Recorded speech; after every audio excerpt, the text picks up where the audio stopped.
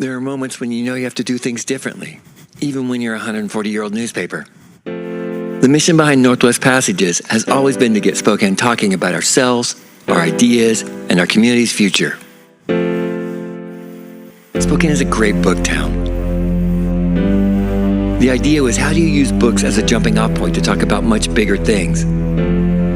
What if we get a whole bunch of people in a room who wouldn't normally be in a room together and have them talk about our community when they might not even realize that they're talking about our community?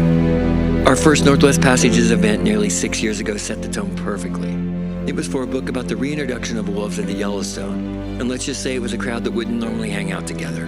The response was better than we ever could have imagined. They asked questions, they looked each other in the eyes, and they realized they had way more in common than they had different. It's exactly what we were trying to do. We saw people talk about things they would never talk about, which has been the point all along. It was also about showing the value of local journalism again, how our reporters serve this community, reminding people why they love their newspaper for generations. Northwest Passages has become one of the most popular event series in the Pacific Northwest and one of the largest newspaper-driven book clubs in the nation. More than 30% of our newsroom's payroll is covered by the Community Journalism Fund. It's funded local journalists and journalism projects that simply wouldn't and couldn't happen without strong financial support from our region. Newspapers are the lifeblood of local journalism. Newspapers typically employ more journalists than the rest of the local media market combined. Preserving those local journalists is an essential part of keeping democracy healthy in our country. Our speakers are interviewed live on stage by reporters, editors, or columnists from the Spokesman-Review, giving a first-hand perspective of how our journalists conduct the interviews that bring them the news 365 days a year. It's true newspapers act as a fourth estate, but they also educate, unite, and inspire communities by holding up a mirror, letting a community truly see itself. That's exactly why these events and the Community Journalism Fund have become such an essential part of how journalism will not only survive, but also thrive in Eastern Washington and North Idaho.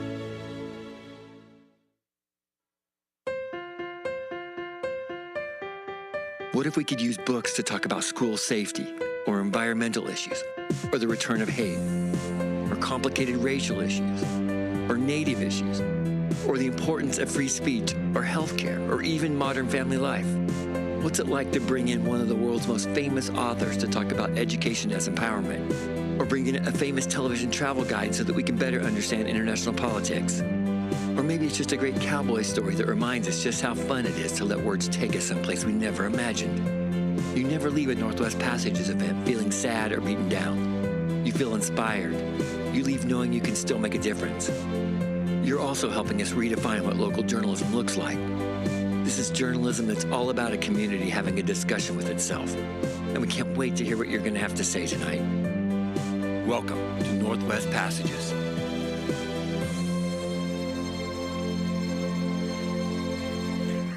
My voice is not going to sound like that tonight. I have one more video I want to play for you. So we brought back the Black Lens working with our community and the Williams family in February. And this is the first event we've held for the public that's tied to, with the Black Lens, and I want to show you a little bit about that.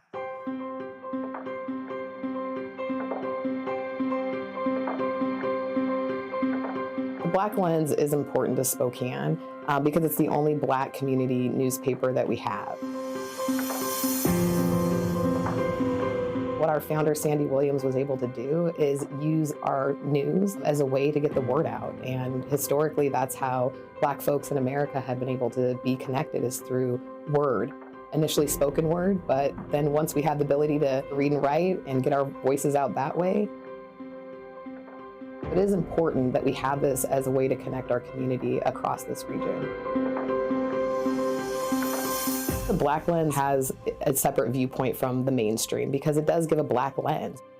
When you hear stories from Black authors and Black writers and you hear their perspective and their voice, it's going to sound different. And so I think it's important that we do have that Black experience and that Black voice on issues so that folks from the Black community can feel connected and understand why it's important and how it's going to impact them and their community. We want to keep that aspect of education and information and opportunities for people to really use this as a platform for advertising and promoting their business, for people to ally with the Black community, and just bring some Black joy to Spokane. We've always got lots of issues to talk about. There's always going to be problems to solve. I really see the Black lens building off the foundation that Sandy created, and any changes that come along the way are going to be changes that are shaped by this community. So again, this paper can be what Spokane and Spokane's Black community needs it to be. We're not going to be afraid to talk about the issues and tell stories.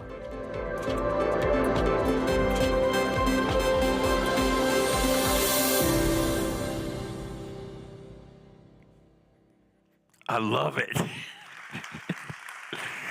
So, in that video, you saw her family, Sandy's family there. In all the years that Sandy published the Black Lens, her family never once got to saw it printed. So we flew them all in so they can see that. So it was a great night. So love that you all are here. We're here for this. We're going to have so much fun today. And if you don't know who I am, that's, hang on a second here. Can we go back to me? Yeah, that's me right there. Sorry, don't go off me anymore. Okay, so I'm the editor. I also love baseball, and we'll talk about what that means later. But I love the Royals. I mean, I love them a lot. So let me just explain that a little bit. So like, here's me with the most interesting man in the world at the Royals game. Here's me wearing my favorite player, Buddy Biancalana, who only him and his wife, we like him, but that's it. This is me and my wife. It's great. That's our brick at Royal Stadium. It's pretty sweet. This is good parenting. I have a brick for all of them too. That's my daughter sitting next to our brick at Royal Stadium. And then there's my most prized Kansas City Royals possession. For those of you who don't know, I play guitar, and I have a Kansas City Royals guitar. It's a Fender Stratocaster, and to make it even better, the volume knobs are from a game-used baseball. That's not right? So when these are my cufflinks for tonight. Yeah, that's what I'm wearing right now. So when I saw this in our paper, I'm like, oh, I love this. I so don't like the Yankees. And so I'm trying to process this, and I'm going through things in my childhood, and I'm thinking about things. And then we're so pissed we named the shittiest bar at our stadium after the incident. And then I saw this, and I'm like, oh, he seems like a nice guy. And then I see these pictures from last night, and I'm like, oh my God, what a nice man. And then, his tongue is out like Michael Jordan. And then look at that, his tongue is out again. It's good, looks good. Got that down, looks great. And one of my favorite things in the world are our high school interns. We have 10 this year. And this morning, Paul spent so much time with them. And here's a picture of Paul with Shanae, from our Liberty High School student. And it was just great hearing him tell stories. And they listened to every word. And it was just wonderful. And I thought, he seems like a nice enough fellow. So, I mean, normally I wouldn't associate with Yankee fans. But it's his job, so So let me show you a little bit about tonight's guest.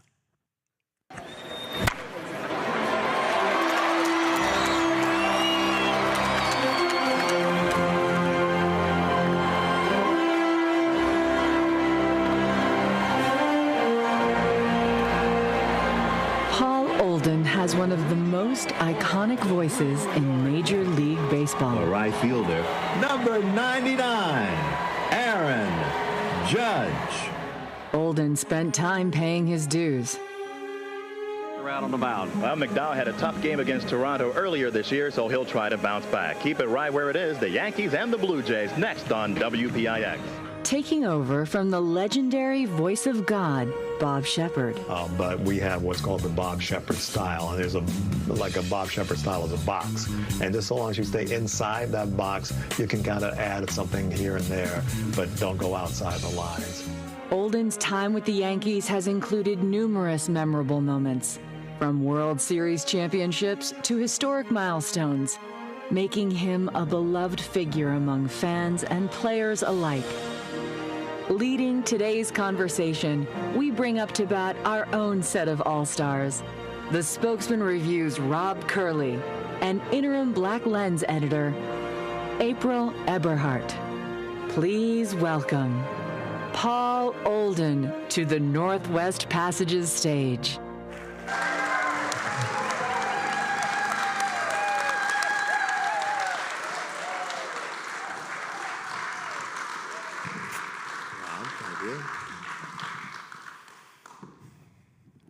I told him we made a video.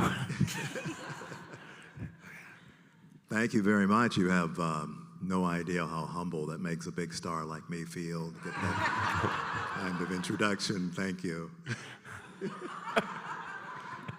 That's a steal from Jack Parr from 1962. One of his, so I don't make that stuff up. I just steal from others, take credit for them. Well, I want to start with coming to Spokane. How did this happen? Well, I was following the team on Instagram. They're doing such a great job covering the team on Instagram, and I'm always on Instagram with my photography.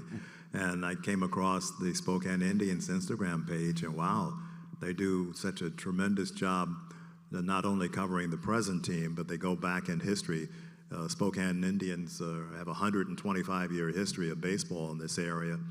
And so a lot of people, a lot of famous people have played for the team and gone on to greater things, and they do a good job of resurrecting the history and bringing that history to the present-day audience.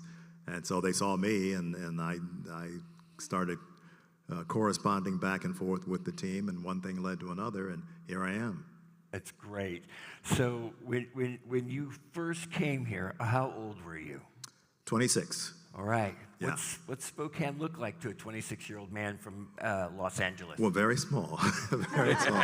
And I had never lived in a place where there was snow, so I was kind of looking forward to my first winter. Not too many people can say that. Looking forward to my first winter snowfall here.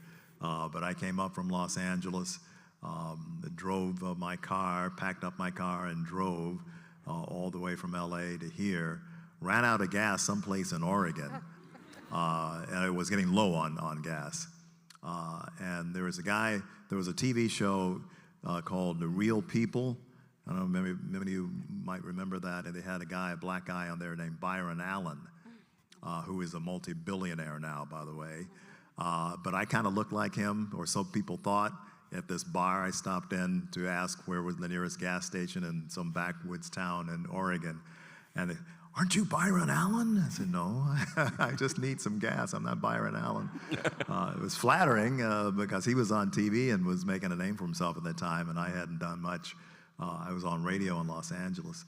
So finally got here, found an apartment near the ballpark on Havana, and started my baseball career. And then during the off-season, the first off-season, I wound my way to KXOI TV, and started my television broadcasting, doing sports and fill-in news or occasional weather and the noon show and all that sort of thing, whatever they needed, because I always kind of prided myself on being versatile.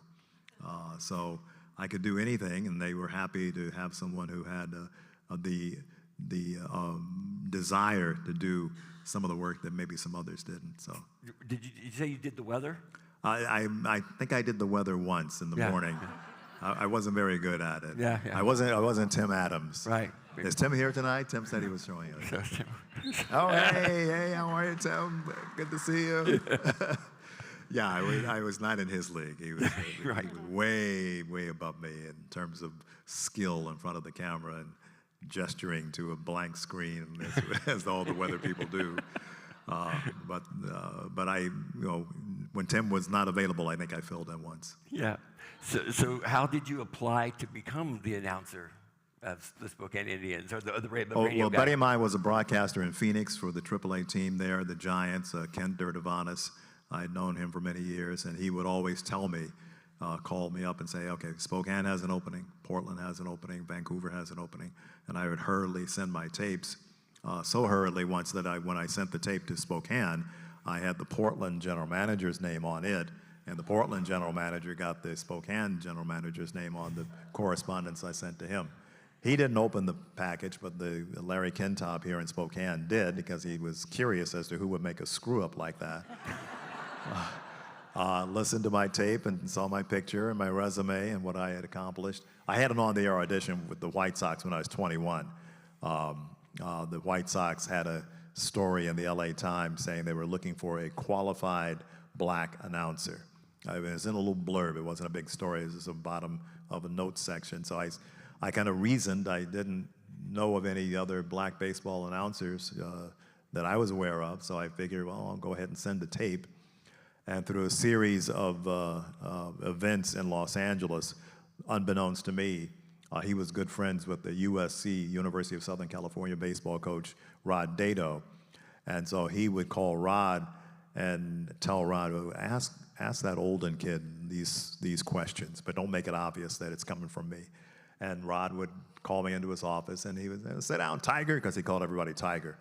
I don't know if he didn't know anybody's name, but everybody was Tiger to him. Sit down, Tiger. What do you think about this? What do you think about that? And I'd say, oh, okay, and I'd answer the question. Then I'd leave his office wondering, why was he asking those kind of questions? And as it turns out, he was the kind of like the middleman between the White Sox, that Bill Veeck was the owner at the time, and getting that job. And so I got an on-the-air audition with the White Sox when I was 21. I worked with Harry Carey when he was still broadcasting with the White Sox before he made his name with the Cubs. He'd already been fired by St. Louis. He and Jack Buck didn't get along. So they got rid of Harry Carey. He wound up in Chicago. So I worked with him and a guy named Lauren Brown, who was the quintessential number 2 announcer. Not a great star, not a bad announcer, just was good as an accent to the big star like Harry Carey. And so I did a couple of innings of play-by-play, and I thought, well, this is it. At age 21, I'm going to get in the major leagues, and I didn't hear from anybody for 5 years. Sent out tapes, and hey, I was with the White Sox. I did 2 innings, and didn't impress many teams. But then, so at age 26, Spokane finally hired me. So were there any? You weren't calling were they still the Dodgers in 1982, 83? Were the Indians still with the Dodgers? Oh no, the Indians were the first season they were affiliated with the Angels. The Angels. And then the second season and third season they were affiliated with the Mariners. So was there anybody on the teams that you called here in Spokane that we would know? Well, yeah. Well, Gary Pettis is still the third base coach for the Astros and played for the Angels for many years. I heard from Jerry Narron today, a former catcher with the Mariners. We're Facebook friends, and I told him I was going to be in Spokane. Dan Farova was on that first team in Spokane in 1980, and he's a coach with the Astros as well. So both Gary and Dan are on that team. There aren't many left who, I think maybe Ron Washington, who's the manager of the Angels now, was around in 1980 with Spokane for a little while. But there aren't many of them. Aren't many of us left from that team doing anything in Major League Baseball now. So you were on that move from Spokane to Vegas, right? The team moved to Vegas without me. They didn't want me to go. They didn't tell you? Well, they told me. They said we're moving to Vegas, and we don't want you to come with us. And I didn't want to go. There were a few issues with management that I had at the time. But a year later, the issues that I had issues with the team, the owner Larry said, you were right. I was wrong. One guy can't do everything, and they had me doing everything. PR man, 9 innings of play-by-play, coming into the office at 9 o'clock in the morning, even though we had a 7 o'clock night game. And I said, one guy can't do this, and he didn't believe me until he went to Las Vegas, and the announcer there said, one guy can't do this. I'm not going to do this. And so he called me up. I was at my parents' house Thanksgiving week, and he called me there in L.A. and said, hey, we want you to come back. It doesn't snow in Las Vegas. And I said, okay. So I went to Las Vegas until 1988 when I went to Cleveland. So as a baseball announcer, I've heard that baseball announcers who really love baseball, they call baseball, and anything they do in the off season is just to pass the time. Is that Baseball is true? always number one with true baseball announcers, and football and basketball are always secondary because baseball announcing was the job to have in radio when radio was king, because not all the teams didn't televise their games. Even when I was growing up in LA, the Dodgers showed their games in San Francisco.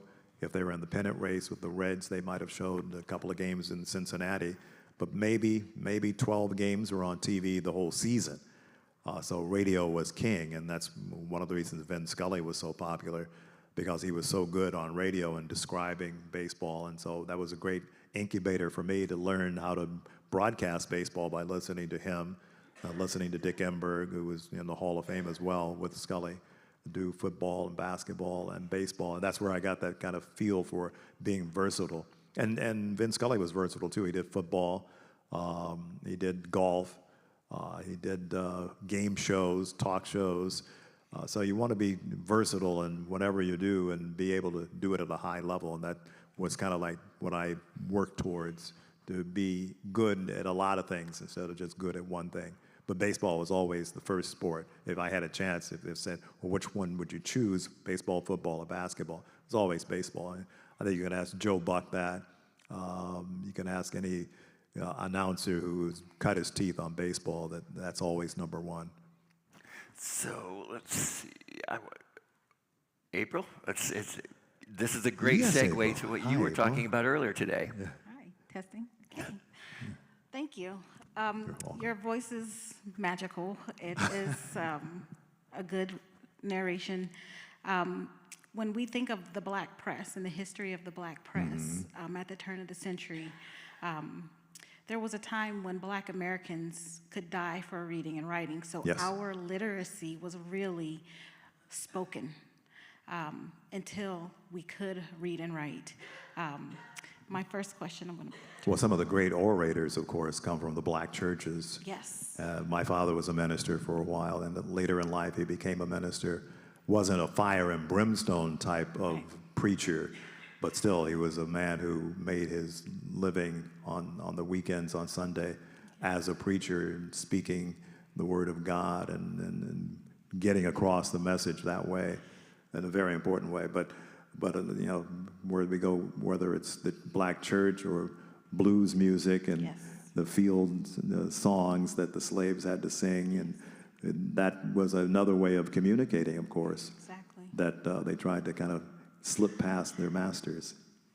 Yes, so can you describe the power of the different modes of communication and how literacy has now transcended into all the modes of journalism and writing and communication? Because exactly what you said, all we had was our voice, and a lot of times there was coded language, but we were a literate society amongst a larger society, and now you get to do it for fun and for profession. So I think, Although I don't use coded language too much anymore. No. I try not to try and get too slick trying to slip things past people, but every once in a while I might take a chance, because it's always easier to ask forgiveness than to ask permission, I always learn. Yeah. Well, now we don't have to use coded language as often. Well, in music, though, and it's still in our music, especially rap music and hip-hop, has become the most popular genre in music worldwide. And it always seems that there's that desire to copy whatever we do and turn it into something bigger and bigger, but it always starts with our desire to communicate to our people in our language that others may not understand, but we certainly understand it. Right, the nuances of the experiences we have in the storytelling. Being exposed to your father as a child preaching, do you think that left a stamp on you, and do you think that sowed the seed for what you're doing now? Well, I think it helped. He had a big influence on me in that regard. He was also a classical violinist, and I played classical piano for a while, but then went on to guitar and timpani and percussion in school. So that was always a part of growing up, music and the spoken word in our household. That was very important. My niece has been a member of Toastmasters for many years. Although she's not a professional comedian, she does a lot of stand-up comedy anyway, because she just likes the challenge of going up on stage and kind of communicate and get laughs. My grandnephew is a rapper and writer and producer. My nephew, his father, also was a Christian rapper.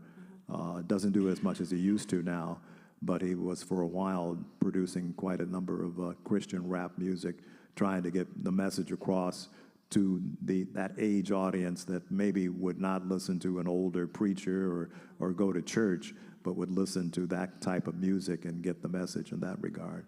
Yes. So storytelling has been our strength as a people, but I heard you like to take pictures also. I heard you're a photographer. Yeah. That's another way of communicating. Yes. Especially these days, you get the chance to go into communities and get people who don't necessarily have their picture taken or don't trust photographers or the media in general to have a way of seeing someone who looks like them, put an honest representation of who they are and what they're about out into the media. Yeah, which is why the Black Lens is so important, because it is a community-based newspaper, and a lot of times it's the mirror that we see ourselves through and that the larger community can see us through, but because we're producing it, it feels authentic and genuine and doesn't feel as though there's a spin on it. Gordon Parks, when you were speaking to the students earlier today, I thought of Gordon Parks. He was a modern-day griot, and the power of storytelling through oral and through visual, because again, we couldn't read at a point in time in our collective history, but the power of storytelling. What is one of your favorite photos that you've taken, and why? What was the story behind that? Wow, I've taken so many. Well, I have bounced around from genre to genre in the last few years, from aviation to pets to architecture to sports. I think one of the fun pictures I took was at the Super Bowl. I forgot what year it was, but it was when Joe Montana, Steve Young, got the so-called monkey off of his back and won a Super Bowl. And he was on the sidelines in the final moments of the game, taking pictures, and I was able to snap a picture of him reaching, pretending he was taking the monkey off his back. And I was working, I was doing the PA, but there was during a lull in the action, and I was able to get that shot from way up there. But I've been trying to specialize in portraiture as well, and I've been taking a lot of pictures of my own family because unfortunately, and somebody asked me about this the other day, and it was underscored kind of painfully that I don't have any pictures of me, my father, my mother, and my sister, all four of us together. Those pictures may be existing somewhere, but I don't have access to them, and my sister doesn't have them. And my parents are deceased now. So I'm making sure that the whole family, and my family's getting bigger and bigger with my grandniece having 3 kids now. And my niece is not married yet, but my nephew, that's his daughter, and my grandnephew is getting married next year. I'm sure he's going to have kids. So I'm making sure that I have a lot of photos of the family for them to pass along to the generations, because I don't have a lot of photos of my family.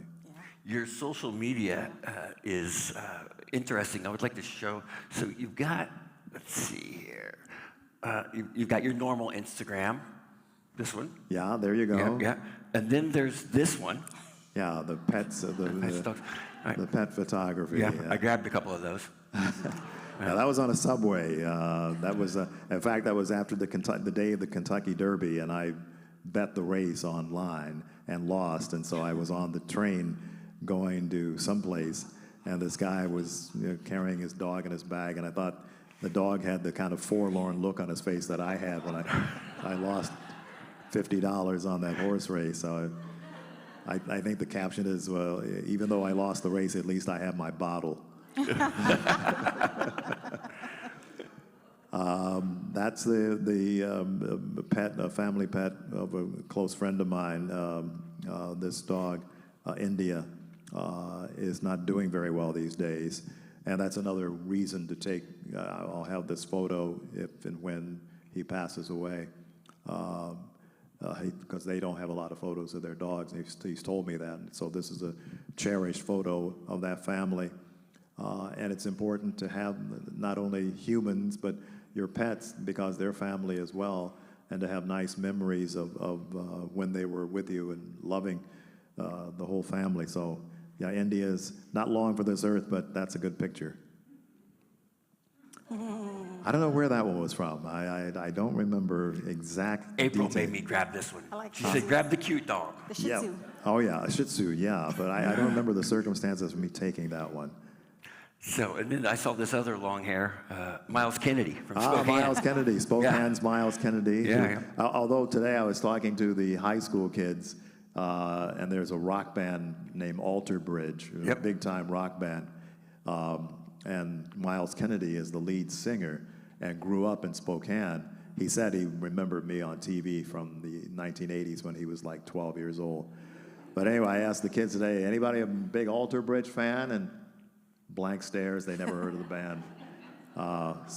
But yeah, Miles is, when I came up here in 2017, specifically to see the final concert on their concert tour here in Spokane, because he lives on the South Hill, I'm standing at the baggage carousel, and I turn around, and there he is with his wife waiting for them, but they had just gotten in from someplace. And so I had a few pictures taken. We did a few pictures together, and then they played at the knitting factory, right? Knitting factory. A couple of nights later. So yeah, I have a lot of rock and roll photos of guitar players in my collection and drummers. Well, actually, one drummer, Neil Peart, the former drummer for Rush, a late drummer. I have a lot of pictures of him. Gone about 6 of their concerts and taken hundreds of pictures, and hopefully one comes out, because sometimes the lighting is not very good, and I'm not exactly in the front row. so yeah, that's one of my favorites of Miles. So April and I both want to ask you about growing up in LA. So my take is, as a baseball fan, did you have any connection to the Dodgers when you were young? Well, relatively young. I mean, I sold programs there when in high school. I knew that. In my high school years, I sold programs and then would practice my announcing after I turned in my money in the third inning. They let us stay for the game. So, yeah. And of course, since the Dodgers player development team was here in Spokane for many years, many of the players that I grew up watching and rooting for in LA played in Spokane before they got to Los Angeles. So I knew all about the place called Spokane. I didn't know anything about the city until I moved here. But I knew it existed because my favorite Dodger players played in Spokane, so it must be good. And at any point, did you get to do anything with the players that was interesting? Well, we hung out. Played catch? Oh, yeah, I played catch with Don Sutton, one of the Hall of Fame pitchers who won over 300 games, was a longtime pitcher with the Dodgers. And a friend of mine who I sold programs with wanted to be a pitcher. And so he was a pretty gregarious guy, so he would talk to anybody, and wound up talking to Don Sutton and saying, hey, can you teach me how to throw a curveball? And Don said, sure. So one day before a Dodger game, after we had showed up to go to work, we went down to the Dodgers bullpen, and I didn't have any catcher's gear, but I got a glove, and Don showed my friend how to throw curveballs, and I'm kind of catching them that way and kind of protecting myself. But that was before, apparently, insurance liability concerns existed on professional sport teams' part, and because no one stopped us, and no one said a thing about, and some people saw us, like officials for the Dodgers or people in charge of the ushers, and they saw us down there and said, okay, have a good time. Didn't say anything. So that was a big, and then of course I got to know Don pretty well because he later became a broadcaster, and that was always a thrill. And he won 300 games, but it took him like 23 years to do that. But still, he won 300 games, and that got him into the Hall of Fame. And some people have criticized him, saying, well, it took him long enough who can't win 300 games if you're around for 23 years? And so I would tell him, people are saying that your Hall of Fame induction is not legitimate. Well, you tell them to go fuck themselves. I certainly will. So he was very proud that he won 300 games one way or the other to get into the Hall of Fame. And any criticism of that was not legitimate, I was on his side. So the only time I hear him cuss is when he's telling baseball stories. It makes me giggle every That's time. the only time I curse. Your questions were different on growing up in LA. I just wanted to know about playing catch with Don Sutton. So your career, you've covered a lot of ground and been a lot of places, and you've had quite a run, actually. It's pretty remarkable. Can you talk about growing up in LA during the height of the Civil Rights Movement? You saw some very key things that are marked in history. Yeah. Fortunately, I didn't get hurt with any of those things, although during the 65 Watts riots, when I was 11 years old, our house was in the perimeter of the National Guard patrol. So late at night, and this is when Sandy Koufax pitched his perfect game with the Dodgers, I was in my father's office at home listening on the radio, looking out the window, and there are National Guard trucks going by with, armed guardsmen in their Jeep vehicles.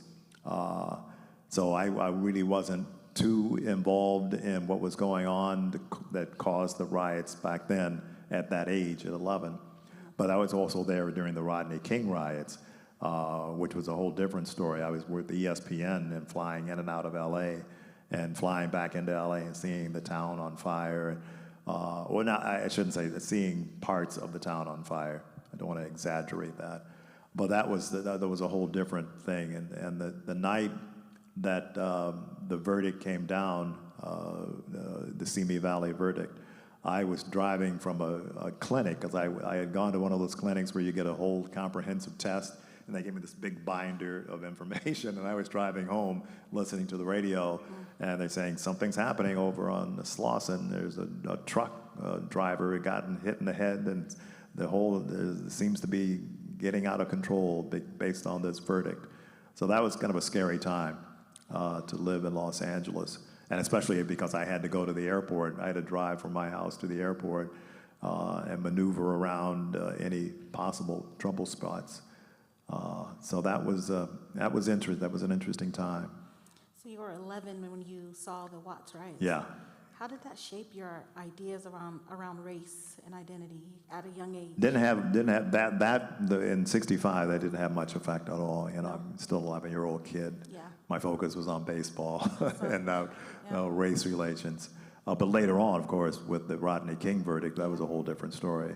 And then I wasn't in L.A. for the O.J. Simpson trial, but of course that was covered gavel to gavel on television.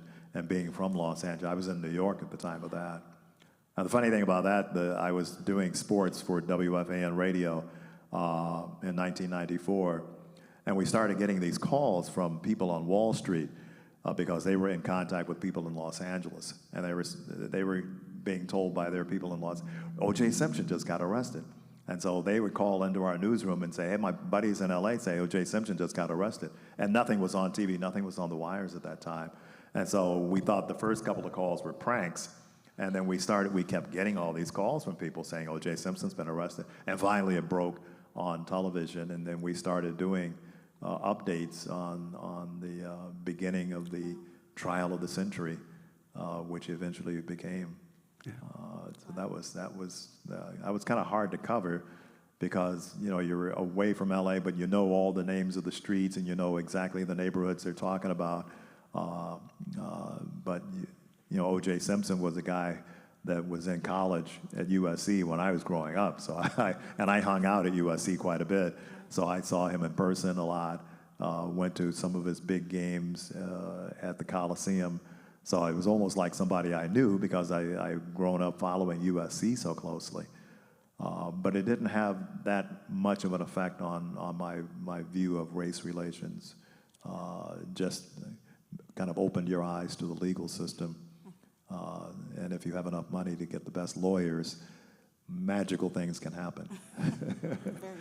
So this morning, when we were with the interns, April and I got to hear the greatest question and answer ever because they wanted to know, so when you're a radio announcer, you don't have scripts, but you must have scripts when you're a PA announcer. Yeah. And are the scripts ever wrong? Do you rewrite them? And then it was great to hear him talk about rewriting scripts in real time while games are happening. Yeah. So there are a couple of times this season where our marketing department has neglected to put a whole paragraph of a charitable gift. Like we had one company that gave $100,000 to a Yankees charity, but they forgot to write the script. So I'm actually reading the script at the beginning, and they're dictating the whole paragraph to me. And the first time it happened, I scribbled it so badly that I couldn't read it, and I wound up saying something really stupid that didn't make any sense. But it sounded smooth, but it didn't make any. Had nothing to do with what they wanted me to say, and we all kind of got upset about how they waited until 20 seconds before I was supposed to start instead of 20 minutes earlier, when they could have done that and realized that they left something out. But the second time it happened, I told them, okay, I'm going to write this, and I'm going to write it slow, so bear with me. And they're writing, okay, you ready? No. You ready now? No. Finishing, you ready now? No. And I finally wrote it out where I could read it, and I said, okay, I'm ready now.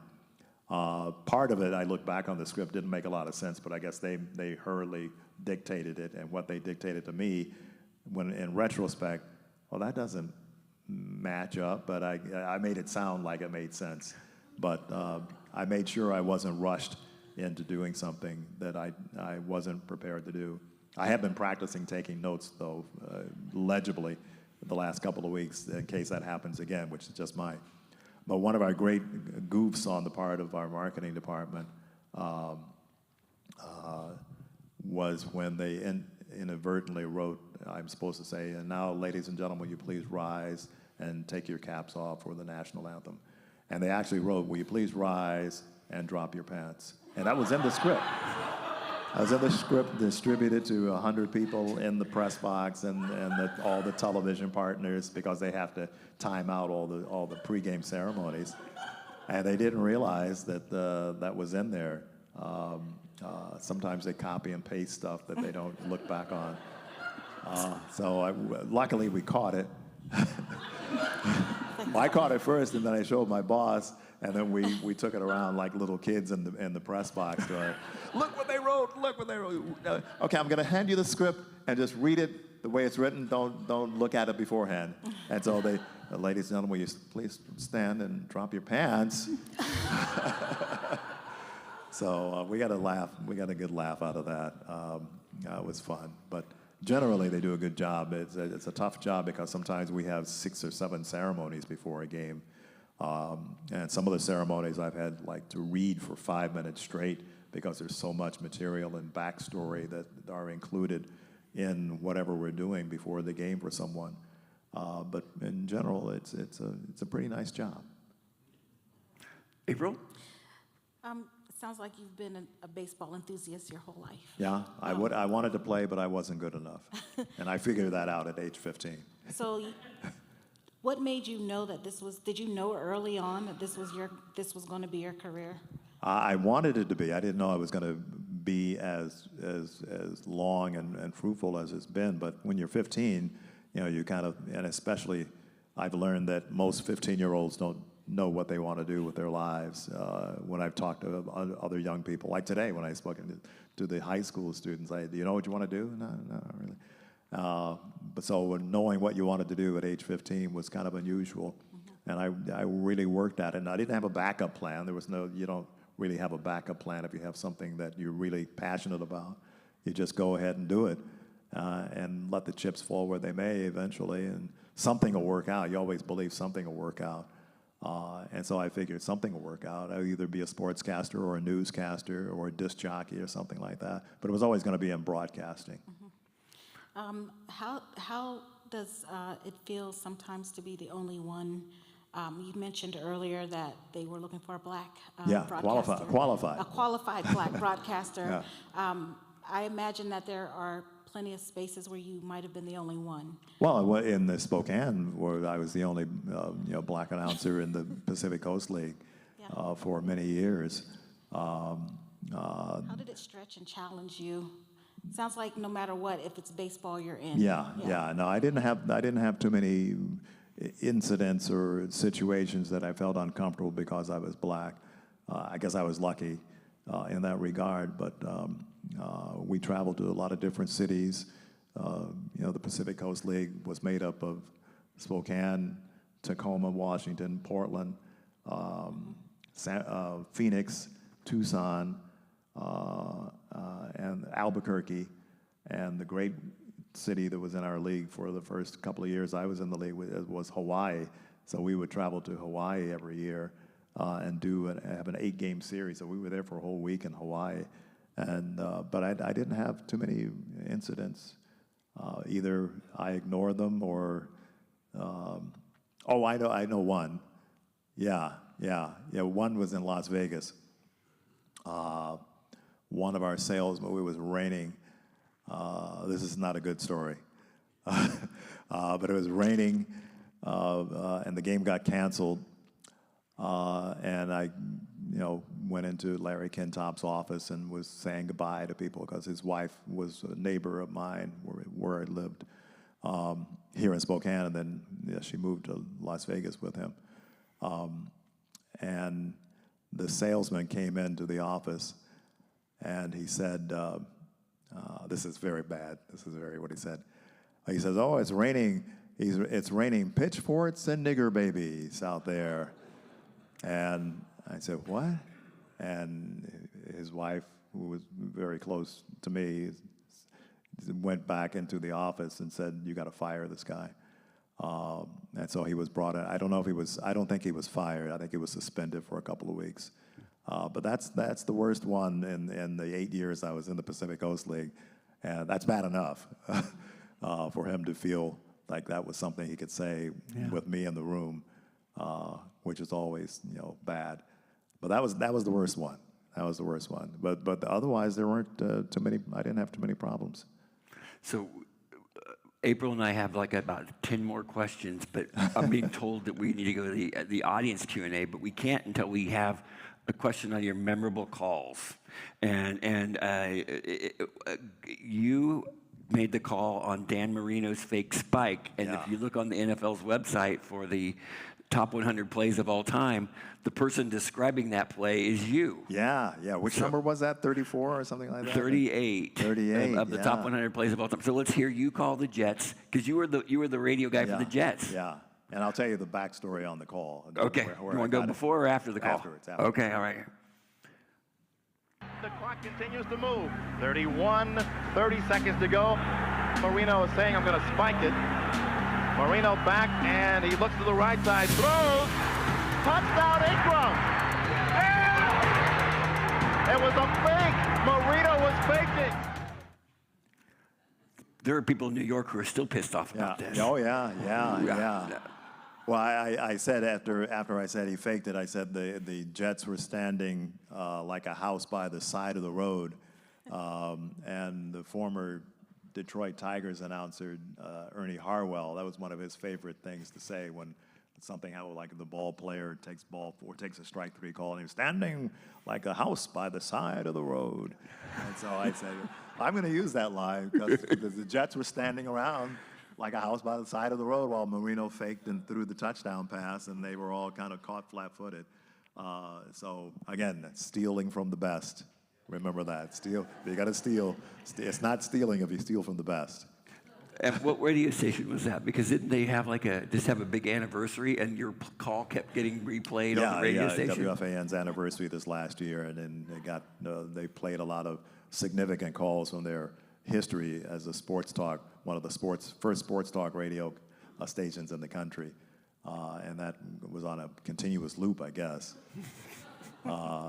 And one of my other favorite calls was, I don't know if you have it there, the Wade Boggs 3,000th base hit. I don't have that one. Okay, that happened when I was in Tampa Bay, and again, it was something that they say you're not supposed to rehearse these things, but I wrote out what I was going to say because I knew eventually it was going to happen. I didn't know I was going to be on TV at the time because we bounced back and forth between TV and radio, and it just so happens I was on TV in the inning that he did it. It's there someplace. Wade Boggs, 3,000th hit. But I got this one. I can't wait to It's a show short. this It's one a here. short. Let's see here. Short cut. Oh, that's different. That's KXOI during the Afro years. Well, turning to basketball, Seattle Supersonics take on the Portland Trailblazers at the Spokane Coliseum tonight, 8 p.m. tip-off time. Final preseason game of the year for Seattle. We caught up to Coach Lenny Wilkins and star guard Gus Williams at the airport this afternoon to ask about the return of Gus to the Sonic fold after sitting out last season with contract problems. First, Lenny Wilkins. Well, Gus gives us a dimension that we didn't have last year, that explosiveness, getting the ball out. The eyeglasses I was wearing are the same type of eyeglasses that the great tennis star Arthur Ashe was wearing. And I was a big fan of his. I've read all of his books, and I kind of patterned my look after Arthur Ashe. So I had the glasses, and then the hairstyle was after Bryant Gumbel, who just retired from HBO, but he got his big break in Los Angeles in 1972 when I was graduating from high school. And he had this kind of flat afro, but he had a mullet in the back. And we all started copying that hairstyle. And I told him that. I ran into him on the street in New York earlier this year. That was one of the pictures that was shown at the beginning in the montage. And I told him that. I said, I modeled my hairstyle after you. And his hair is thinning now, more so than mine. And so I was glad I had a chance to have that conversation with him, because he's battled cancer for the last 10 years. He's kept it very quiet, but I don't know how much longer he's going to be around, because he's retiring now from HBO. But I think he's in remission this time, with this latest bout of cancer. But it was, again, a chance for me to meet one of my heroes on the street. And I had met him once before, many years ago in the Dodger Stadium bathroom. And he had just done his 6 o'clock live broadcast from Dodger Stadium. And he was in there, and he was taking his makeup off. And he saw me, and he said, "See, my color comes off." So he was a lot of fun to get to know. He was one of those guys that young sportscasters wanted to be like, because he could write. He wrote Black Sports Magazine in New York before he went to L.A. and then was on TV in Los Angeles. And he was a big hockey player. He played hockey in college at a school in Bates College in Louisiana. So he was a season ticket holder for the Kings games. Kings hockey games in LA, and I was always there with my buddy Ted, because we practiced play-by-play, all the sports, Lakers, Kings, Rams, Dodgers, UCLA, USC, whatever. We were always there with our tape recorders practicing the play-by-play. So we would run down and have Bryant on our in-between periods pretend interview show, and he was always cooperative, because we took it very seriously, so we weren't goofing around. We really asked legitimate questions. We were very serious about even our practice play-by-play, to the point where we almost got into several fights with people who would come over to our microphones and yell into our microphones, and we would just drop the microphones, be ready to fight, because we took it very seriously, and we weren't playing around. It wasn't something that was a goof. It was our career we were preparing for. Speaking of serious, you had to replace what New Yorkers call the voice of God. Had to follow. Yeah, had to follow. Yeah. No one replaces him. No one replaces follow. You're right. So what was it like to have to replace follow? That was good. It was fun, because I got to know Bob Shepard, who was known as the voice of God. He did the public address announcing at the Yankee Stadium for 57 years. And his last game was when he was 96 years old in September of 2007. And then Quick question, how old are you? I'm 70 now. Okay, so you got 26 more years? I'm not going to last 57, that's for sure. I'm in my 16th year, and maybe I'll do 20, but certainly not 57. But I got to know Bob my first time around with the Yankees when I was doing the games on TV. So he had his own special table in the media restaurant in the corner, kind of like where everybody would go to praise him and sit down and dine with him. It was the same table. So I got a chance to eat with him quite often, so I got to know him. So it helped following someone that you already knew. You knew they were the pinnacle of their field, but you didn't really put them on a pedestal because they were pals with you. You were pals with them. It wasn't like, oh no, I got to replace Bob Shepard. I got to follow Bob Shepard. But so it helped that I knew him. That really eased the transition. April, any questions before we turn it over to the audience? What advice would you give high school students who are confused about what they want to do? Learn how to write and don't take no for an answer. And now it's easier to do your own thing because you can start your own YouTube channel and build an audience and build a reputation. A lot of people have gotten hired by TV networks and local stations based on their YouTube and I guess TikTok presence as an influencer or someone with a point of view. If you have a point of view that can generate an audience, someone's going to be watching and paying attention and be willing to pay you money. Well, let's bring the house lights up and let's go to the audience Q&A. So, all right. I was curious, as you said earlier about a script for baseball. I've never even thought about a script from a baseball announcer. I thought you were just describing what was happening.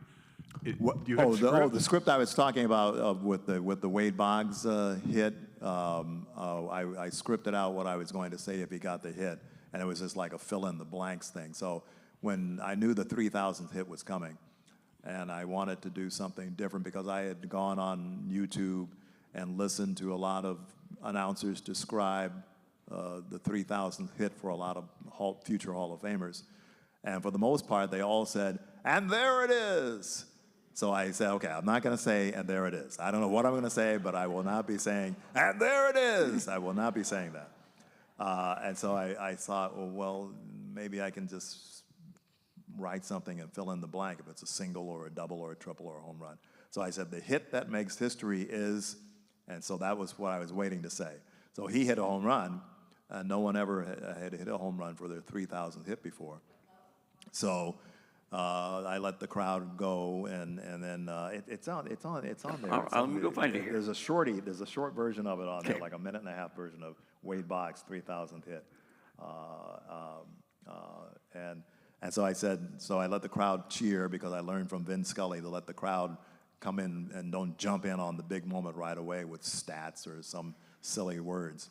And so after the crowd died down a little bit, I said, and the hit that makes history is a home run.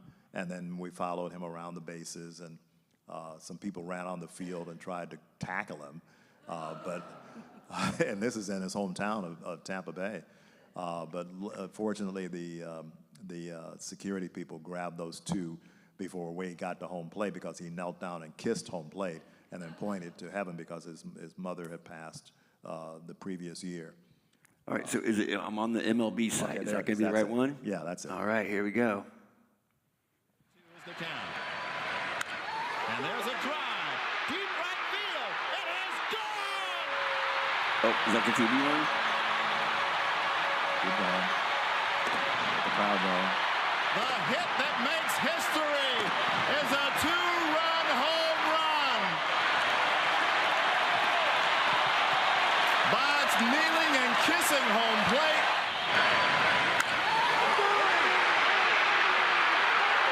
Boggs knew it as soon as he hit it. Billy Hatcher the first to greet him, and look at him celebrate. The security guys getting set to tackle the guy who was yeah, we should see that. trying to intercede on the big moment there. And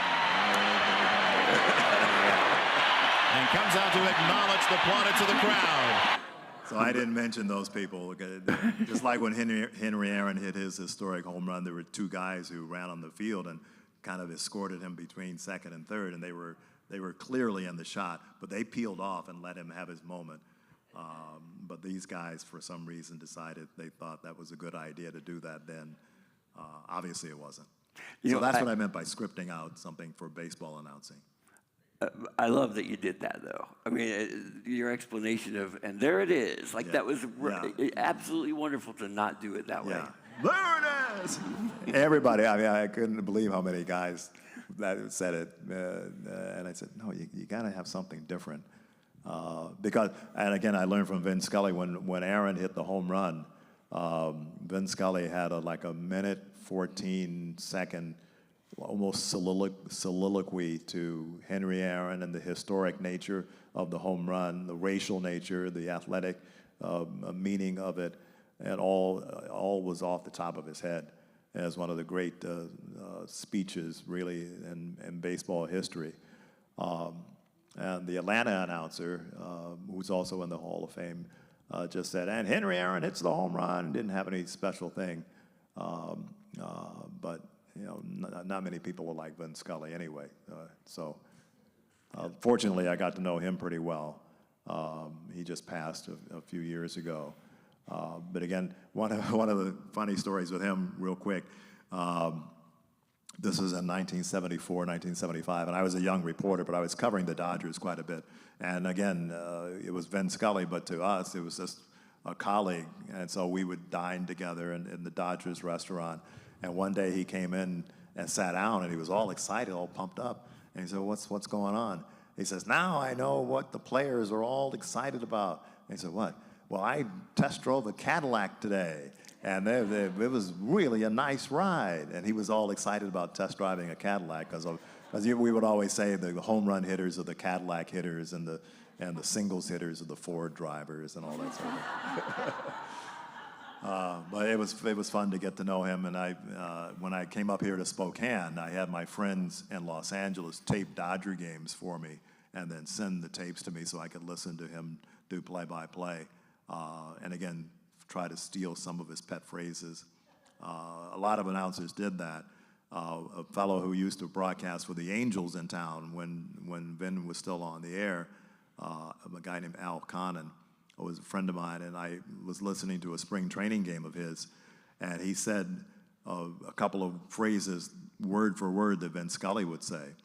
And I called him up and I said, you can't do that. You cannot copy word for word what he said. You got to change something, but you cannot say the same phrase. And his voice pacing was the same as Scully's, and the same phrases. I said, you just can't do that. And he stopped doing it. He understood what I meant. Those of us who grew up copying Vin Scully and Dick Enberg, we were smart enough most times to know not to say the same phrase the same exact way as they did, because we would just be copycats. But you learn how to take from the best and then fashion your own style out of it. But you could always tell mostly where baseball announcers came from, because they grew up listening to their heroes, and they sounded like their heroes no matter what market you were in, whether it was St. Louis or Chicago or Los Angeles or New York. And even Vin Scully, when he started off with working with Red Barber, who was from Alabama. And Red spoke like a true Southerner and dropped a lot of ing endings, and it was walking and talking and stuff like that. And Vin Scully said, I started saying, and he's walking and he's talking, and he said, Red Barber pulled him aside and said, you can't talk like me. You're from New York. You don't normally say walking and talking and all that sort of thing. And so he stopped saying phrases like that in that manner. Yes. Paul, welcome back to Spokane. The Red Sox-Yankees rivalry is so intense. Tell me about your most memorable moments when the Red Sox and their fans are in Yankee Stadium when you've been calling the game.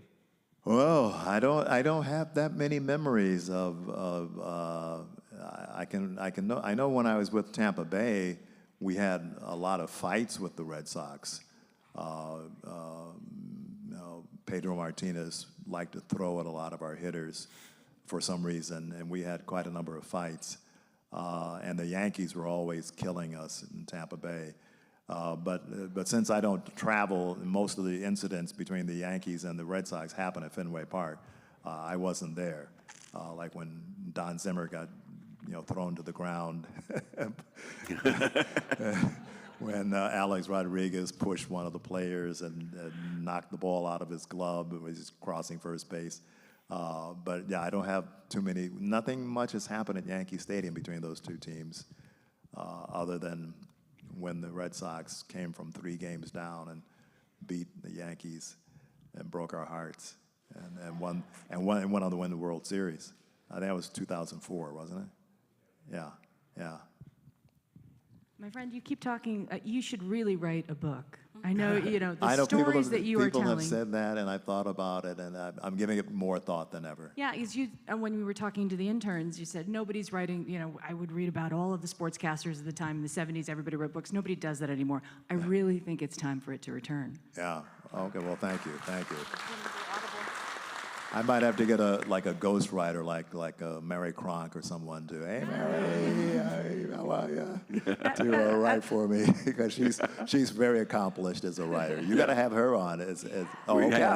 We have. I think you could write a book of poetry for me, for the Mariners fan. When you said Ford hit, I'd settle for that. Oh yeah. We could use a Ford hit every now and then. I loved going to the Kingdom when it was still there. I know it was just a big concrete slob of a block of stadium, but I always had a good time in Seattle. The one time that I remember the most was when in 1980, when Mount St. Helens exploded on May 18th. It was a Sunday morning, and we were in Vancouver, BC, finishing up a road trip, and we were affiliated with the Mariners. So we weren't allowed to come back to Spokane because all the ash had blown over here and shut down the town and shut down the airport. So we were in Seattle, and the Mariners invited us to a game that night, Monday night. And our team trainer also was in charge of doing the wash for the uniforms and washed the uniforms at the Kingdom. And I had a rental car, and I said, well, I'll take the uniforms back to the hotel, but I'm gonna make a couple of stops along the way. He says, okay, and I had it was a hatchback car with you see-through, big yellow and blue bags of uniforms in the car.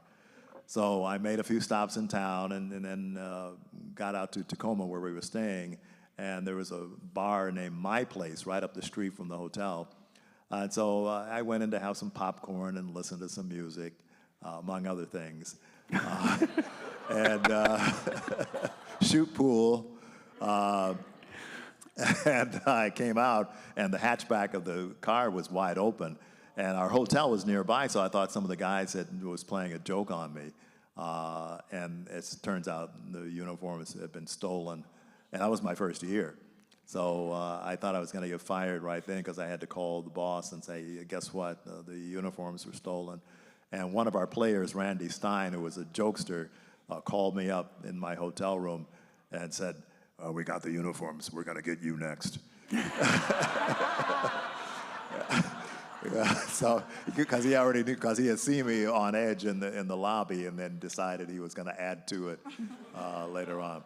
So eventually, we stayed in Seattle a few more days, and then continued our road trip in Utah, and had to wear the Utah road uniforms as they were their home uniforms, and the uniforms for us turned up in a Tacoma schoolyard 4 days later. So that was my most memorable Seattle story. I've got 2 questions left here. Rick, maybe 4 then. All right, 1, 2, 3, 4. Okay. Oh, me.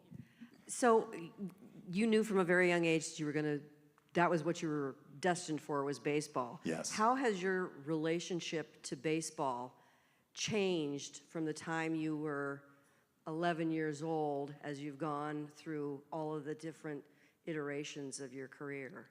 How is your relationship with? Well, it's changed for the better because I've known so many people over the years now, and I still do a lot of work with the Yankees. We do a lot of corporate Q&As like this with former players, and I interact with a lot of our former players during fantasy camps in January and November, where people pay money to dress up as a Yankees player and play actual games against the former players. And then they have lots of stories to tell. Do you love it the same Oh way? yeah, being involved in baseball. I'm so lucky to have that dream at such an early age, and still at age 70 still be involved in the major leagues with baseball. It's not many people I've realized have been with the game that long. And some people get disillusioned by it, maybe because of money or something, or not getting the jobs or positions that they want, and you can understand that. Like anything, there's lots of politics involved in baseball. But no, my relationship with the game is still very strong. Thank you. Hi. Hi. So I'm super excited to be here. For one, I'm like giddy right now, I'm sorry. So my biggest thing as, you know, somebody who's young and trying to figure themselves out, like I'm 23, so I'm starting to kind of, you know, I've wanted to be in forensics, and I'm about to start mortician school. My biggest thing is imposter syndrome. Have you ever heard of that? Where you're completely capable, but you just don't feel like you. You just don't feel like you belong here. You feel like you're lucky, stuff like that.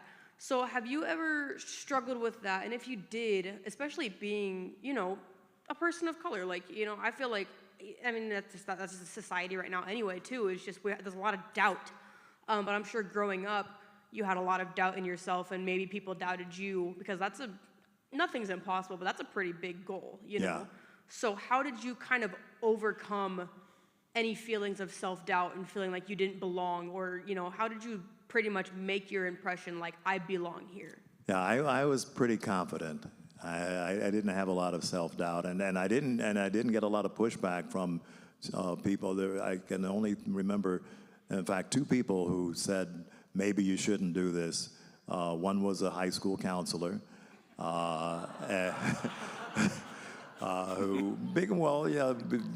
when you say you want to be a Major League Baseball announcer, you're 16, 17 years old. And in fact, this counselor had said he wanted to be an announcer too, and he had failed. And so maybe he was projecting his failure on me. And then there was another one with a guy named Bill White, who was broadcasting with the Yankees. A black man, was the first black play-by-play announcer in Major League Baseball on a regular basis. And I had gotten a hold of him somehow. And he said, well, unless you know somebody, you're probably not going to get hired. If you don't have connections, you're probably not going to get hired. So I thanked him for at least talking to me, but I didn't really believe that. I thought, maybe erroneously, but I thought great talent, no matter what, is going to overcome everything. And luckily, I was able to get some pretty good jobs. It took me a while. I mean, I was 8 years in the minor leagues of baseball before I got my first major league job with the Cleveland Indians. And from that point on, everything has kind of fallen into place, and I haven't had too many struggles. When the contract came to an end in Tampa Bay after the 2004 season, that was kind of a disappointment, but I brought me back to Los Angeles. I was with my family for 5 years before I left again, and went to school and did very well in college. I went to school at age 55 at Valley College in Los Angeles and joined the newspaper staff and wrote and was the photo editor. And that was a lot of fun. And I'm still in touch, although this was 2005, 2006, I'm still in touch with a number of the students who were part of our staff and who have gone on to journalism jobs or other jobs. But we still stay in touch, on Facebook. So that was a beneficial time, but I pretty much had no really teams of self-doubt. And maybe, like I said, it was very humbling to get a job in the majors and to be able to keep at that level for as many years as I have. I guess I was doing something right, or somebody liked me at enough places. And I had some issues in some places where it was good that I left and they were happy to see me leave. But it didn't destroy my reputation to the point where I couldn't get hired someplace else. You have a question? Here you go. So the gods of baseball allowed me to be at the Spokane Indians ballpark as the clubhouse manager on the visitors' side from 68 to 71. So I was blessed to meet a lot of players. Oh, wow. And see the good, the bad, and the ugly of every human being that puts on a baseball uniform. Yeah. Mostly great. I have 3 guys that just stick in my mind in that short time that I thought were really great human beings, mostly because of the way they treated me, probably. Yeah. But I'm wondering, and those 3 for me are Chuck Tanner. Oh, yeah. Yeah. Great manager. You see the guy, and I met Chuck Tanner one time, and then I saw him like 5 years later, and he came up to me, "Hey, Grab, good to see you again. Oh my God, how you been?" That was the type of guy he was. He was a hugger. He was a very friendly guy. Friendly guy, and he managed a bunch of a variety of guys, because he was the manager for the Hawaii Islanders, which were sort of independent, so they take all kinds of guys from different teams. A second guy was Tug McGraw. Oh, yeah. Who was kind of out there at the time, but he was very friendly towards me. And the last one was Bobby Bonds, Barry's father. Yes. And Bobby would, whenever the Phoenix Giants at that time came to town, he would have me come out and play catch with him. Oh, wow. And it just, they treated me very well. Yeah. As did a lot of the other players, and some not so well. So my question is really, you've had a long time to be around a lot of amazing players and people. Yeah. And I'm curious if you have a handful or a few that you think are really special to you. Well, let's see. Well, Don Sutton, since I grew up watching him pitch and then got to know him as a person and a broadcaster, and he was always friendly towards me. And the last time I saw him was a couple of years, but he started having a lot of health problems in the latter stages of his life. But the last time I saw him was in spring training, I think in 2016, because the Braves came into Tampa to do a broadcast, and I saw him in the elevator, and we reminisced for a while. That was the last time I saw him. Let's see, who else? Off the top of my head, I can't think of a lot of guys that really, because I was kind of detached. I always believe in being detached from the players because, you had to go on the air and criticize them sometimes, and some guys didn't like that. One time, I think it was the late Dave Henderson, who played here in Spokane and then went on to a great career with Boston and Oakland, and then came back a few years later as a broadcaster with Seattle. Was just beloved by everybody.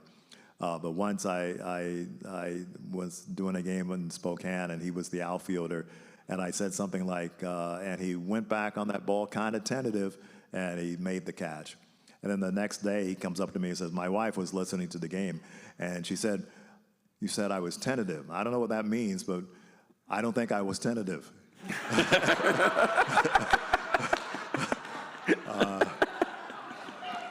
I've had other guys threaten to, once I was calling a game, and the guy was pitching a no-hitter, and he lost it late in the game, and one of his teammates on the bus said his wife said, Paul said that he was pitching a no-hitter and he lost it.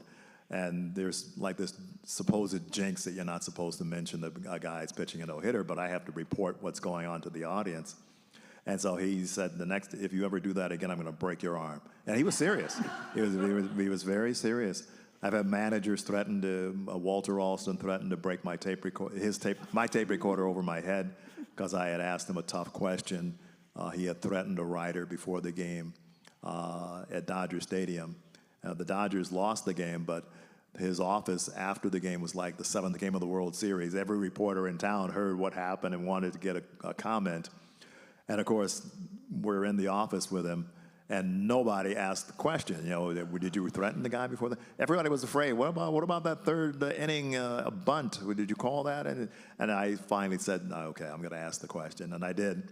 And he was sitting in his chair, and you could see his knuckles turn white as he gripped the chair a little harder and said, you're never here for all our games. I'm not going to answer that question. What I did before the game is none of your business. And so the Dodgers PR guy signaled for me to come out and come on. So we went to one of the underground offices at Dodger Stadium, and he said, just wait here. And like 20 minutes later, he came back and said, Walt wants to see you. And it was me and Jerry Crow from the Los Angeles Times. We were the only two in the room, and he sat down with us, and we asked the question. I said I wasn't trying to be mean or off color or anything, but it's something that everybody's talking about, and we just wanted to get your side of the story. And he calmly explained what happened, and he apologized for getting upset with me. And I was like 21, 22, but I learned to not get intimidated by, especially athletes, because that's part of their game, to intimidate and kind of weed out the weak ones. And I vowed I wasn't going to be one of those. All right, last question to Mr. Rick Lukens. And before I ask Paul to tell one of my favorite stories that he's told me in the past about a baseball luminary. I just want to open the curtain up a little bit and maybe embarrass him a little bit. I worked with Paul in 1983 when I came to Spokane. It was just for a year, and by the time he left, I had a friend. But a friend doesn't tell this story. I'm going to tell it. It's really quick. He talked about the Arthur Ashe glasses and the Bryant Gumbel hair. Yeah. Okay. Paul was the weekend sports anchor at KXLY, and I'm sitting there in the studio one night, and he pulls the camera operator aside in the break before sports, and he goes, "Listen, here's how I want you to frame this. And if you look at the left side of the screen, I want that almost touching the frame of my glasses. And I want the top of the screen almost touching the top of my Bryant Gumbel hair." And they're like, everybody's like, "Well, that's a little tight, Paul." And sure enough, they get the shot. And he knows enough that he tells them not to set the shot until just seconds before we hit the air. Yeah. Because the director's going to say, "Camera 2, loosen up." And sure enough, Paul got that. We saw much more of Paul's face than we really needed to see. Yeah. But he was a maven to style, which I learned over that year I got to spend with him. Well, I was copying another. I wanted that 60 Minutes framing. You know how they frame the guilty parties real tight on 60 Minutes. But ABC, the sportscaster named Dick Schaap, remember Dick Schaap on ABC? And he would always do a feature story on the weekend news. He wouldn't do hard scores and all that, but he would do a feature story, and they always framed him tight like that. And I copied his writing style and the feature stories that he did, and I did my feature stories in his style. And I said, well, I have to be framed on camera just like him as well. So again, steal from the best. All right, so what the story I'm going to ask you to tell, and I'm pretty sure you'll remember it, and we've all heard like the Tommy Lasorda story, and we read about that in the paper, and that was great. But Paul told me a story over the phone one day, and he was fairly new to doing. Is this the games. Barbero Garbe bat story? Oh no, that's a great story too. Bring me the bat of Barbero Garbe. No, Paul was on the air with on television with a baseball luminary, and he was young still, and people had warned him about this guy that was doing the game with him, saying, "Don't let him push you around, don't let him bully you." And he got into it with this guy on television, but during the break before they came back, and that guy was Mr. October, Reggie Jackson. Oh, yeah. You know the story? I don't remember it specifically, but I can understand He was why I would have referencing trouble things with that it. weren't on the camera. Yeah, Reggie and I worked together in 1993. The former great slugger for the Yankees, Reggie Jackson, and Mr. October, and big ego guy. And he was working, doing television in Los Angeles, doing the Angels games as the color announcer for, working with Joe Torre, who was the manager of the Yankees during the glory years, and then now a Hall of Fame manager. But earlier in his career, he was not a very good manager. So he had been fired by some team and was doing TV in Los Angeles. But then the Cardinals hired him at the All-Star break in 1993. And so the TV station said, "Paul, just finish the rest of the season with Reggie." And so we did games together, but Reggie was always difficult to work with because he kept referring to things that wasn't on camera. And I kept telling him, and the boss at Channel 5 said, "You're in charge. You're in charge of him. Don't let him do anything you don't want him to do." And so I took that to heart, and I was bossing him around and saying, you can't talk about things that we're not showing on camera. That's not good. And whenever Reggie had his girlfriends in the booth visiting him, he was an angel. He was the easiest to work with. But then he had his buddies from Arizona State, where he went to school, that he still kept in touch with. And when they came to visit, he was just totally out of control. So it was not something that I remember fondly working with him. But it's one of those things. So I can understand how I would get into an argument with him during a commercial break. It was one of those relationships. And the funny thing about him is that he can recite, and he's done this for me, and I didn't believe it at first, he can recite word for word the Lasorda tape. which was I got into an incident with Tommy Lasorda, who used to manage here in Spokane, on Mother's Day of 1978. It was like a 90-degree day in Los Angeles, and after the Dodgers blew the game in the ninth inning, and the game went 15 innings, and they lost. And so we all go down to the clubhouse to get our post-game interview information, tapes and stories. And of course, we were also in a hurry to get out of there because we wanted to get home for Mother's Day for our family. And so again, no one was asking about Dave Kingman, who hit 3 home runs in the game and won the game. And so I said, okay. So I innocently, I thought, asked, what is your opinion of Kingman's performance? And then he paused and, what's my opinion of Kingman's performance? What do you think is my opinion of Kingman? How can you? And then it was expletive, this, that, the other for the next minute and a half, and I would interject a couple of things. How can you ask me a question like that? It wasn't a great question. I said, well, it wasn't a very good question. And then he says, God, damn it, how many RBIs did he drive in? 5 runs? And I said, 6. But you could tell towards the end he was kind of playing it up because one of the writers, a guy named Joe Hendrickson, who covered for the Pasadena Star-News, got up to leave, and he's cursing at me. See you later, Joe.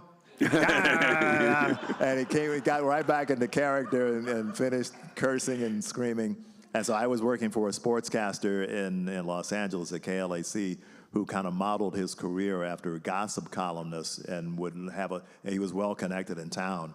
So he would have a lot of inside information on teams and players and coaches and executives that nobody else had. And he would blindly say, is it true that so-and-so and such was seen last night at the Brown Derby and he had trouble walking when he left to go to his car and he had a clicker and of course he would not answer his own question. He just said, is it true? There's all these blind items. So I gave him the tape, and he had his engineer put all the bleeps in it, and he played it on his show that day. And he was a very popular sportscaster in town, Jim Healy, who was born in Spokane and lived his final years out in Coeur d'Alene, but he was from Spokane. And he played the tape on his show that night. And again, this was 1978. This is before television got really big, and all the stations in town in Los Angeles had their own sports shows, 15-minute, 10-minute sports wrap-up shows every night. But his show was the must-listen for all the big-time players in Los Angeles, doctors, lawyers, agents, movie stars. They all listened to his show. He had that kind of impact. So he played the tape that night of all the bleeps and what's your opinion of Kingman's performance.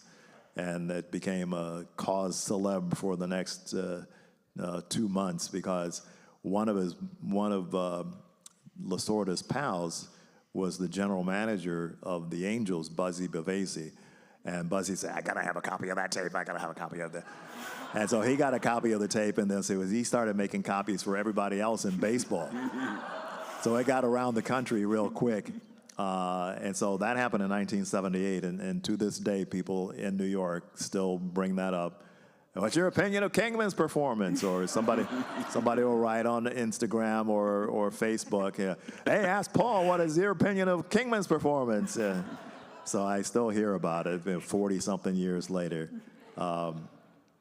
One time, the Associated Press must have had an intern working because Dave Kingman also hit 3 home runs against the Mets one day, and this intern mixed up the games, and so they wrote a whole story and said in July of 1979, Dave Kingman hit 3 home runs against the Dodgers, and it was against the Mets. And so I saw the story because it was on the wires and it was in some papers. And we called Associated Press and said, you got the wrong date, you got the wrong game, and you got to kill that story. And they actually had to put out on their wires, kill that story. It's the wrong story. So I guess they had a summer intern thinking that he had the right game because not that many people hit 3 home runs in a game. So he figured it was, or he or she figured that must have been the Lasorda game, but it wasn't. And then when Lasorda died, the LA Times had their top 10 Tommy Lasorda moments in his career, and that was the number 3 moment on. Tommy Lasorda's career. So, gotta try harder next time. Well, we have a couple of small surprises for everybody. Let me see here. Look under your seats. You all have new cars. So if you remember, I showed you these. We reprinted them. So everybody here gets a copy. Yeah. It's going to be fun. And then we ran this full page on you. Yeah. And I printed it out on poster board for everybody, and Paul's agreed to sign it. And there was actually a typo in the print version, and I fixed it because we called you a play-by-lay guy. No, it's still there. It's still there. Yeah. No, this is the original one that says play-by-lay. The one you got doesn't say play-by-lay. I fixed it. Yeah, I narrate those things. You can't recognize my voice. Those movies. So let's all thank Paul and April. All right, thank you. Yeah. Thank you. All right, so we've set up a table over there, and Paul will sign the cards and the posters for everybody.